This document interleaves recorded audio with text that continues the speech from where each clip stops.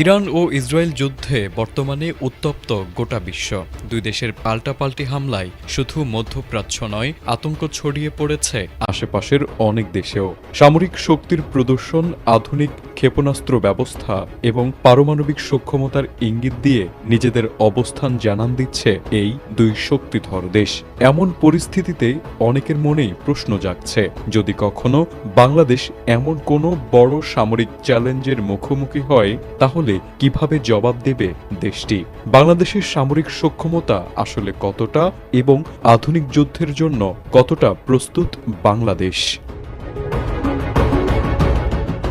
সামরিক শক্তি বিশ্লেষণকারী আন্তর্জাতিক প্রতিষ্ঠান গ্লোবাল ফায়ার পাওয়ারের তথ্য অনুযায়ী ২০২৬ সালে বিশ্বের সামরিক শক্তির তালিকায় বাংলাদেশের অবস্থান ৩৭তম।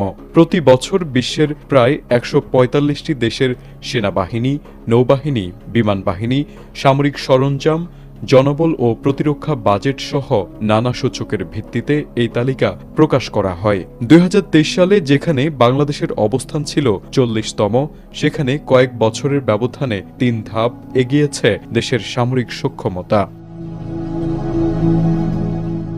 সাম্প্রতিক বছরগুলোতে সশস্ত্র বাহিনীর আধুনিকায়নে বেশ কিছু উদ্যোগ নিয়েছে বাংলাদেশ। তথ্য অনুযায়ী চীন, রাশিয়া, তুরস্ক ও ভারতসহ সমরাস্ত্র শিল্পে উন্নত বিভিন্ন দেশ থেকে যুদ্ধবিমান, tank, surface two air missile system সহ আধুনিক অস্ত্র সংগ্রহ করা হচ্ছে।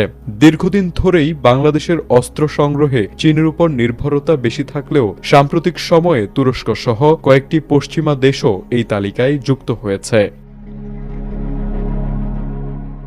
অস্ত্র আমদানির ক্ষেত্রেও বাংলাদেশ একটি উল্লেখযোগ্য অবস্থানে রয়েছে। সুইডেন ভিত্তিক গবেষণা প্রতিষ্ঠান স্টকহোম ইন্টারন্যাশনাল পিস রিসার্চ ইনস্টিটিউটের তথ্য অনুযায়ী ২০০৯ থেকে ২০২৩ সালের মধ্যে অস্ত্র আমদানিতে বিশ্বের দেশগুলোর মধ্যে বাংলাদেশের অবস্থান ২৮তম। অর্থাৎ সামরিক সক্ষমতা বাড়াতে নিয়মিতভাবে আধুনিক অস্ত্র ও প্রযুক্তি যুক্ত করা হচ্ছে বাংলাদেশের সশস্ত্র বাহিনীতে। বাংলাদেশ বিমান বাহিনীর শক্তির দিকে তাকালে দেখা যায়, বহরে মোট প্রায় ২১২টি বিমান রয়েছে, যার মধ্যে যুদ্ধবিমান রয়েছে ৪৪টি।